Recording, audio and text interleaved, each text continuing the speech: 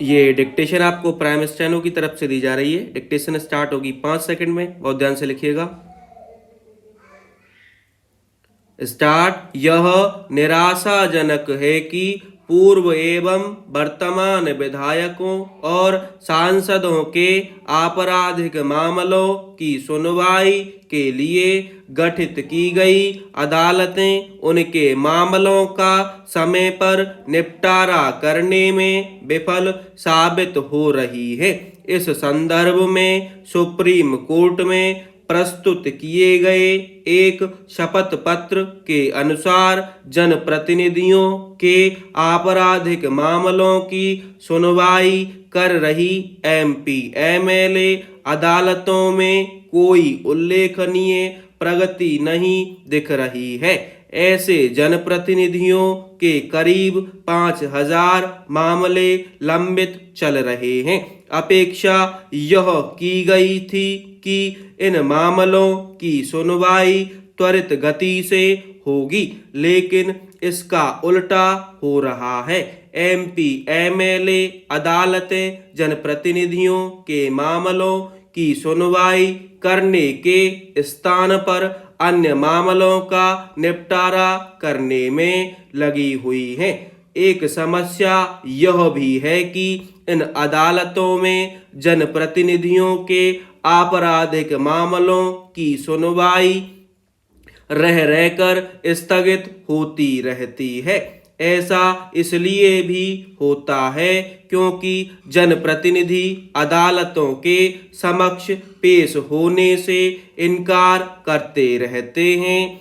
यह स्थिति तो एमपी एमएलए अदालतों के गठन के औचित्य को ही निरर्थक सिद्ध करती है। यह निरर्थकता इसलिए चिंतित करने वाली है क्योंकि कुछ वर्षों पहले सुप्रीम कोर्ट ने सभी उच्च न्यायालयों को यह निर्देश दिया था कि वे यह देखें कि उनके अधिकार क्षेत्र की एमपी एमएलए अदालतें पूर्व एवं वर्तमान विधायकों सांसदों के आपराधिक मामलों का निस्तारण समय से करे।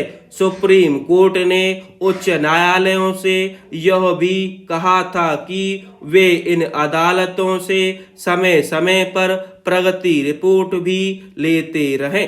ऐसा लगता है कि उच्च न्यायालय अपने इस दायित्व का निर्वहन सही तरह से नहीं कर पा रहे हैं।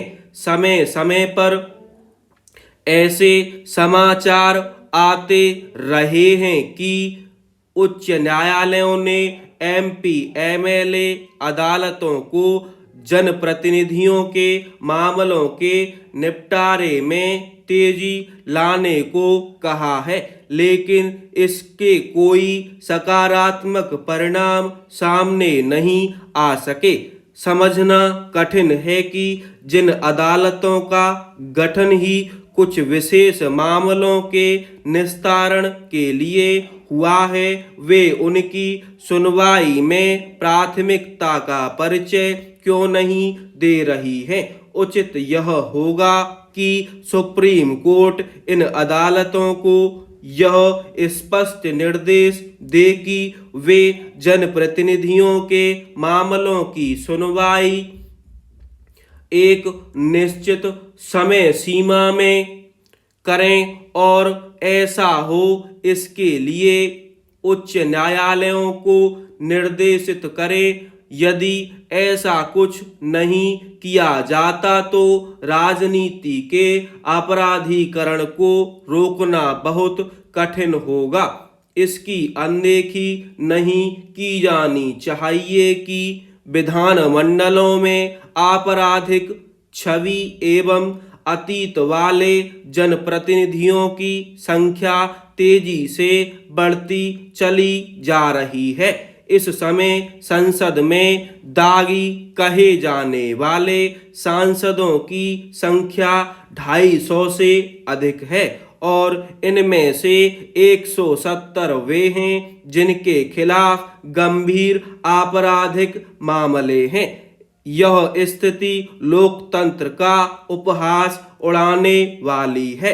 इसलिए और भी अधिक, क्योंकि अब तो गंभीर आपराधिक मामलों में जेल में बंद लोगों को चुनाव प्रचार के लिए भी जमानत देने का सिलसिला कायम हो गया है।